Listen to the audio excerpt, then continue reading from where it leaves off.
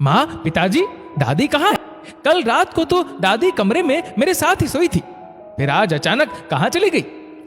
10वीं कक्षा में पढ़ती मासूम रवीना अपने पिताजी और माँ से हर दिन एक ही सवाल पूछ रही थी, दादी कहाँ है? रवीना की माँ शिखा अपनी बेटी का रोज एक ही सवाल सुन आग बुबला हो जाती।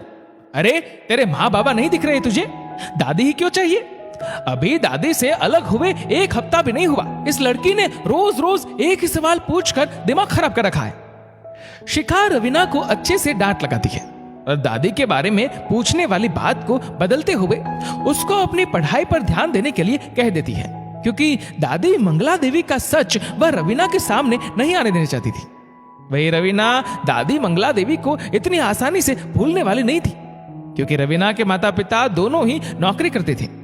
तो रवीना के बाल संवारने से लेकर स्कूल के आने के बाद उसकी खाने पीने का ध्यान रखना सब रवीना की दादी मंगला देवी ही करती थी। और रात को मंगला देवी अपनी पोती रवीना के साथ ही सोती थी, क्योंकि शिखा और अजय तो पैसे कमाने के चक्कर में बेटी पर ध्यान ही नहीं दे पाते थे, जिस वजह से रवीना कई बार घर पर अकेलापन महसूस करती।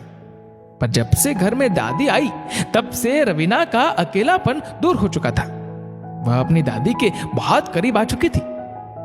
पर अचानक से एक सुबह रवीना की आंख खुलती है तो वह दादी को घर में ना पाकर घबरा जाती है। इस बात को 1 महीना हो गया। रवीना अपने माता पिता से रोज एक ही सवाल करती थी, दादी कब आएंगी? दादी कहाँ है? और हर बार दोनों ही जवाब देना टाल देते थे या फिर डांट लगा उसे चुप करा देते थे। रवीना भी रोती हुई अपने कमरे में चली आती और 10वीं कक्षा की परीक्षा सर पर होने के कारण पढ़ाई करने बैठ जाती। एक दिन शिखा तंग आकर अपने पति अजय से कहती है, अरे, अब रवीना को क्या कहकर दिलासा दे कि उसकी दादी कहाँ है? मैं तो तंग आ गई हूं उसके रोज रोज के एक ही सवाल से। तुम ही संभालो अब उसे। पता नहीं उसे कौन सी घुट्टी घोल कर तुम्हारी मां ने पिला दी है। अरे, तुम चिंता मत करो, बच्ची है, गुस्सा करोगी तो और ज्यादा जिद करेगी। और तुम्हें तो पता ही है कि हमारे पास उसके सवालों का कोई जवाब नहीं है, हम उसे कुछ नहीं बता सकते। तुम अपना दिमाग शांत रखा करो, अजय ने शिखा से कहा। ऐसे ही कुछ दिन बीत जाते हैं। रवीना भी अपने मम्मी पापा का एक ही जवाब सुन अब थक चुकी थी। वो भी अब दादी के बारे में घर में पूछना बंद कर देती है। फिर एक दिन रवीना के स्कूल की ओर से वार्षिक शिविर का आयोजन किया जाता है। इस कैंप का मुख्य उद्देश्य स्कूल में पढ़ते बच्चों को यह सिखाना था कि जरूरतमंदों की हमेशा मदद करनी चाहिए। रवीना अपने माता पिता से इसके बारे में बात करती है तो अजय और शिखा भी तुरंत ये सोचकर हामी भर देते हैं कि रवीना अगर बाहर गई तो शायद वह अपनी दादी मंगला देवी को भूल जाएगी। रवीना अपने कैंप जाने की तैयारियां शुरू कर देती है और अगले दिन ही निकल जाती है, जहां उसे सबसे पहले अनाथाश्रम के बच्चों को पढ़ाना होता है और दूसरे दिन रवीना और बाकी बच्चों को वृद्धाश्रम ले जाया जाता है। वृद्धाश्रम में बुजुर्गों को देख रवीना को अपनी दादी की याद आने लगी और वह एक कोने में बैठ रोने लग जाती है। उतने में पीछे से आवाज आती है, बेटा क्यों रो रही है? क्या हुआ तुझे? रवीना पीछे मुड़कर देखती है तो उसकी आंखें फटी की फटी रह जाती हैं। वह और कोई नहीं बल्कि उसकी दादी मंगला देवी ही थी। रवीना अपनी दादी को वृद्धाश्रम में देख कुछ समझ नहीं पाई। दादी पोती एक दूसरे के गले लग रोने लगे। दादी, आप यहां कैसे आई?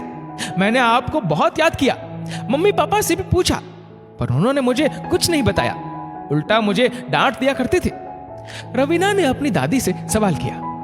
मंगला देवी भी आंखों में आंसू ले अपनी पोती रवीना को सारी बात बताती है कि कैसे उसके मम्मी पापा उन्हें एक सुबह मंदिर ले जाने के नाम पे यहां छोड़ गए थे और कह गए कि अब से यही आपका घर है।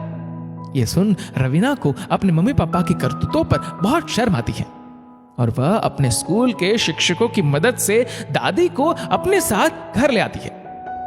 रवीना अपनी दादी को लेकर घर लौटती ही है कि अजय और शिखा दोनों का मुंह बंद हो जाता है। ये वही मंगला देवी थी जिनको वह बेकार और बोझ समझकर वृद्धाश्रम छोड़ आए थे। अपनी ही बेटी के सामने अपना सच आने पर उनका सर शर्म से झुक जाता है और वह दोनों ही मंगला देवी से माफी मांगने लगते हैं। ऐसी गलती भला माफ हो सकती है क्या? आप यही सोच रहे होंगे, पर मां तो करुणामयी होती है। मंगला देवी अपने बेटे और बहू की गलती को माफ कर देती है। दोस्तों, इस वीडियो को लेकर आपकी क्या राय है, नीचे कमेंट करके जरूर बताएगा। और अगर आपको वीडियो अच्छा लगा हो तो इस वीडियो को लाइक करेगा, शेयर करेगा ज्यादा से ज्यादा लोगों तक, और ऐसी ही और भी इंस्पिरेशनल वीडियोस के लिए सब्सक्राइब करें हमारे यूट्यूब चैनल को और फेसबुक पर फॉलो करें हमारे पेज को। धन्यवाद।